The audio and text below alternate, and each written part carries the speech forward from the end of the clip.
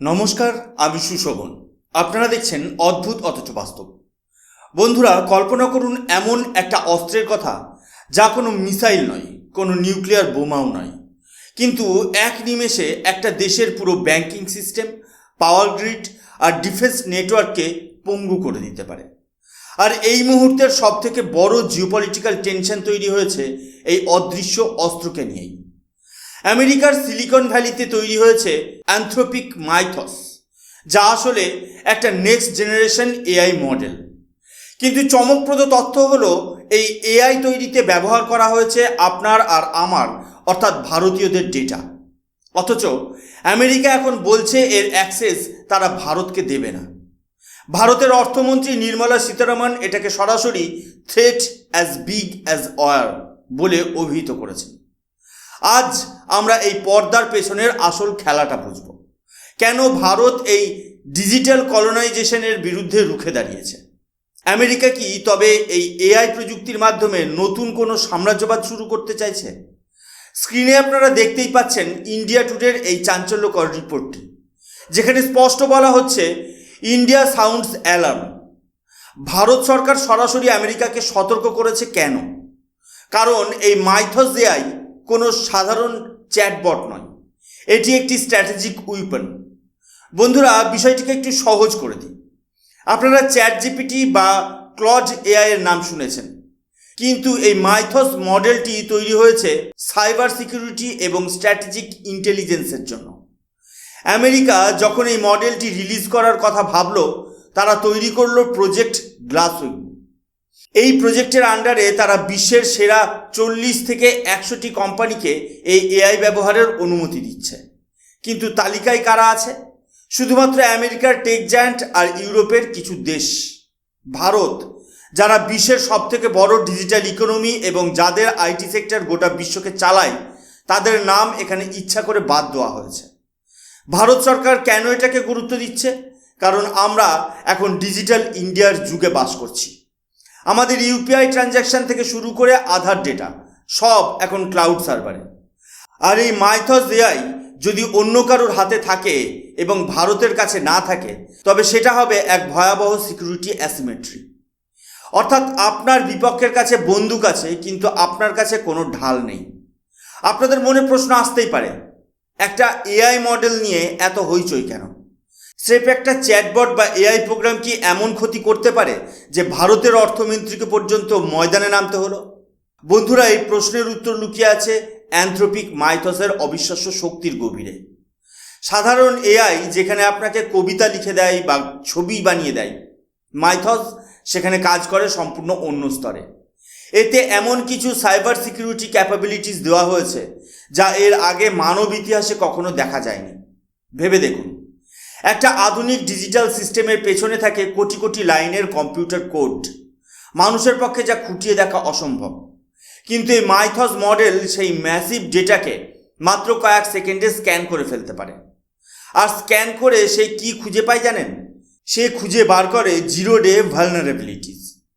সোজা বাংলায় বলতে গেলে, যে সফটওয়্যার বা ডিজিটাল সিস্টেম আমরা প্রতিদিন ব্যবহার করি, সেটা আপনার ব্যাংকিং অ্যাপ হোক বা দেশের পাওয়ার গ্রিড, তার ভেতরে লুকিয়ে থাকা এমন কোনো সূক্ষ্ম ছিদ্র বা টেকনিক্যাল ত্রুটি যা গত 20-25 বছরেও বিশ্বের তাবড় হ্যাকার বা ডেভেলপাররা খুঁজে পায়নি, মাইথস সেটা চোখের পলকে ধরে ফেলছে।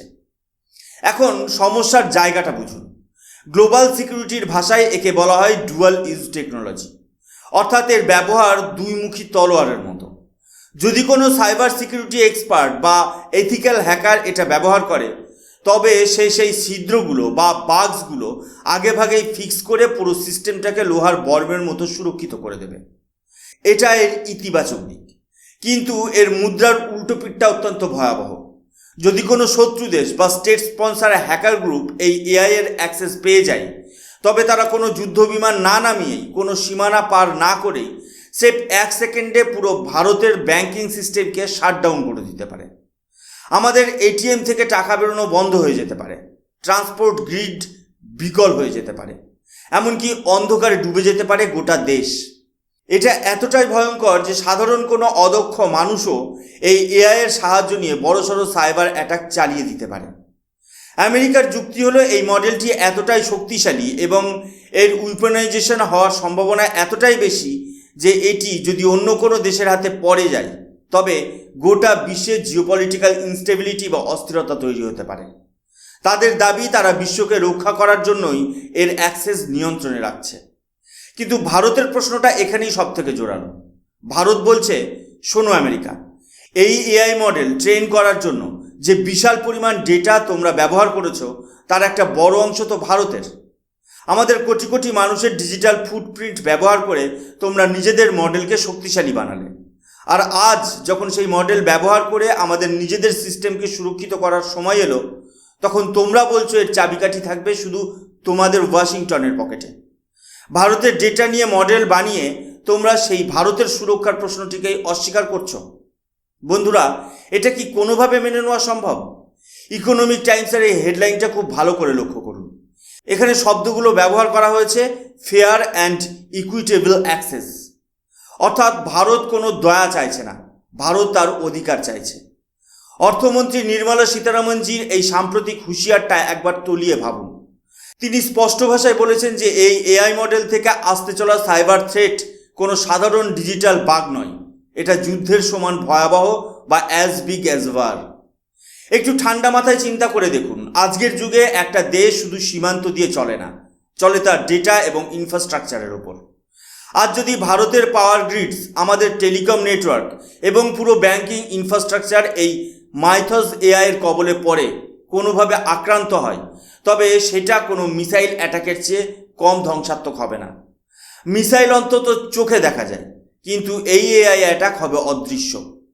আমেরিকা যখন ন্যাশনাল সিকিউরিটির অজুহাত দিয়ে বলে যে তারা এই প্রযুক্তি কারোর সাথে শেয়ার করবে না, তখন ভারত তাদের চোখে চোখ রেখে মনে করিয়ে দিচ্ছে যে ভারত কোনো ছোট দেশ বা সাধারণ কোনো বাজার নয়।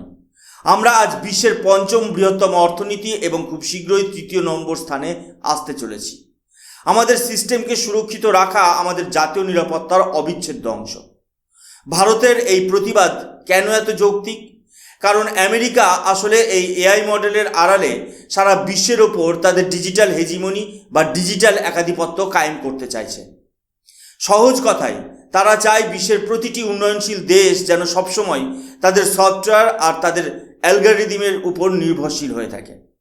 অনেকটা এমন যে চাবি থাকবে তাদের কাছে আর আপনার ঘরের তালা তারা যখন খুশি খুলবে বা বন্ধ করবে। কিন্তু বন্ধুরা, আজকের ভারত আর অন্যের মুখাপেক্ষী হয়ে বসে থাকার দেশ নয়। আমরা এখন ডেটা লোকালাইজেশন বা তথ্য স্থানীয়করণের উপর কঠোর জোর দিচ্ছি। আমাদের ডিম্যান্ড খুব স্পষ্ট এবং কড়া। যেহেতু মাইথস এআই তৈরিতে আমাদের নাগরিকদের ডেটা ব্যবহার করা হয়েছে, তাই সেই ডেটা এবং সেই সংক্রান্ত সার্ভার অবশ্যই ভারতের ভৌগোলিক সীমানার ভেতরে থাকতে হবে। ভারতের তথ্য ভারতের মাটিতেই প্রসেস হবে, বিদেশের কোনো গোপন সার্ভারে নয়। সার্বভৌমত্ব শুধু মাটিতে থাকে না বন্ধুরা, সার্বভৌমত্ব এখন ডিজিটাল সার্ভারেও থাকে। আর ভারত সেই অধিকার আদায়ের লড়াইটা এখন আমেরিকার সাথে লড়ছে। এবার একটু গভীরে যাওয়া যাক, কেন এটাকে আমি ডিজিটাল উপনিবেশবাদ বলছি। বন্ধুরা, আগের যুগে ব্রিটিশরা এসে আমাদের কাঁচামাল নিয়ে যেত আর সেই মাল দিয়ে তৈরি পণ্য আমাদের কাছেই চড়া দামে বিক্রি করত। আজ এআই যুগেও ঠিক তাই ঘটছে। এই যে লার্জ ল্যাঙ্গুয়েজ মডেল তৈরি হচ্ছে, এগুলোর প্রধান জ্বালানি হলো ডেটা। ভারত হলো বিশ্বের সবথেকে বড় ডেটা সোর্স। আমাদের ইন্টারনেট ব্যবহারকারীর সংখ্যা ইউরোপের অনেক দেশের মিলিত জনসংখ্যার চেয়েও বেশি। অ্যানথ্রোপিক বা ওপেন এআই এর মতো কোম্পানিগুলো ভারতের ওপেন ডেটা ব্যবহার করে তাদের মডেল ট্রেন করে। কিন্তু যখনই সেই মডেলের মাধ্যমে সুরক্ষার প্রশ্ন আসছে, তখনই তারা এক্সপোর্ট কন্ট্রোল আর স্ট্র্যাটেজিক রেস্ট্রিকশনের দোহাই দিচ্ছে। ভারত সরকার এই পুরো ইকোসিস্টেম নিয়ে এখন সচেতন। ভারত খুব পরিষ্কার ভাষায় বলেছে যে গ্লোবাল এআই গভর্নেন্সে ভারতের অংশগ্রহণ বাধ্যতামূলক হতে হবে। ভারতের ফিনটেক কোম্পানিগুলো যেমন ফোনপে বা পেটিএম, তারা এই মডেলের অ্যাক্সেস চাইছে, কারণ তাদের প্রতিদিন কোটি কোটি মানুষের সেন্সিটিভ ফিনান্সিয়াল ডেটা ডিল করতে হয়। তাদের যদি এই প্রযুক্তির অ্যাক্সেস না দেওয়া হয়, তবে ভবিষ্যতে কোনো বড় সাইবার অ্যাটাকে ভারতের সাধারণ মানুষের টাকা বিপন্ন হতে পারে। বন্ধুরা, স্ক্রিনে ওয়াল স্ট্রিট জার্নালের এই স্লাইডটি খুব ভালো করে লক্ষ্য করুন। এখানে স্পষ্ট দেখা যাচ্ছে যে খোদ হোয়াইট হাউস বা মার্কিন প্রশাসন অ্যানথ্রোপিক কোম্পানিকে রীতিমতো চাপ দিচ্ছে যাতে তারা এই মাইথস মডেলের অ্যাক্সেস আমেরিকার বাইরে ছড়িয়ে না দেয়। এটাকে জিওপলিটিক্সের ভাষায় বলা হয় টেকনোলজি ডিনায়াল রিজিম। আমেরিকা এখানে ঠিক সেই একই নিউক্লিয়ার প্যারাডক্স তৈরি করছে যা আমরা 1940 বা 50-এর দশকে দেখেছিলাম। ঠিক যেমন তারা নিজেরা পারমাণবিক অস্ত্র বানিয়ে দুনিয়াকে বলেছিল আমরা বানাতে পারি কারণ আমরা দায়িত্বশীল, কিন্তু তোমরা পারবে না। আজ এআই প্রযুক্তির ক্ষেত্রেও তারা একই ডিজিটাল বৈষম্য তৈরি করতে চাইছে। তারা চায় এআই এর এই ব্রহ্মাস্ত্র শুধুমাত্র তাদের এবং তাদের কিছু বেছে নেওয়া পশ্চিমা মিত্রদের হাতেই থাকুক। কিন্তু ভারত সরকারের অবস্থান এখানে পাথরের মতো অনড়। ভারত খুব ভালো করে জানে যে এই প্রযুক্তির অ্যাক্সেস না থাকা মানে ভবিষ্যতে কোনো এক অদৃশ্য যুদ্ধের ময়দানে আগেই হার মেনে নেওয়া।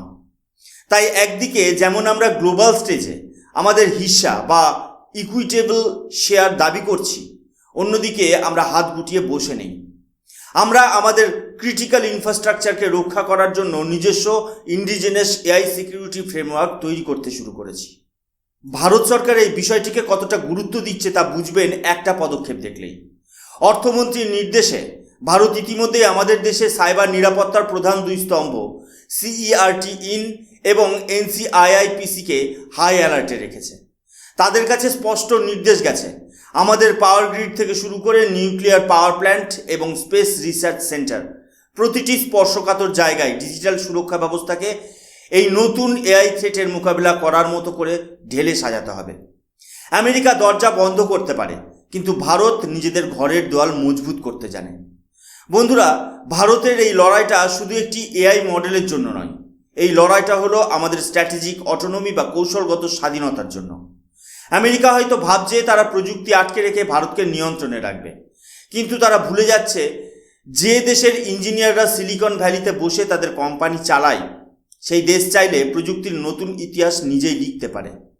ভারত এখন আর কোনো দাতা দেশের দয়ার উপর নির্ভর করে না। ভারত এখন নিজের শর্তে বিশ্বমঞ্চে কথা বলতে শুরু করেছে। শেষ করার আগে একটা কথাই বলি, এআই এখন আর সায়েন্স ফিকশন মুভির কোনো বিষয় নয়। এটি এখন সরাসরি দেশের সার্বভৌমত্বের সঙ্গে যুক্ত।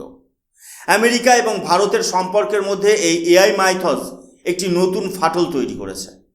একদিকে আমরা বলি আমেরিকা আমাদের স্ট্র্যাটেজিক পার্টনার, অন্যদিকে প্রযুক্তি হস্তান্তরের সময় তারা সেই পুরনো সাম্রাজ্যবাদী মানসিকতা দেখায়। কিন্তু ভারত এবার প্রস্তুত। আমরা শুধু অ্যাক্সেস দাবি করছি না, আমরা বিকল্প ব্যবস্থাও তৈরি করছি।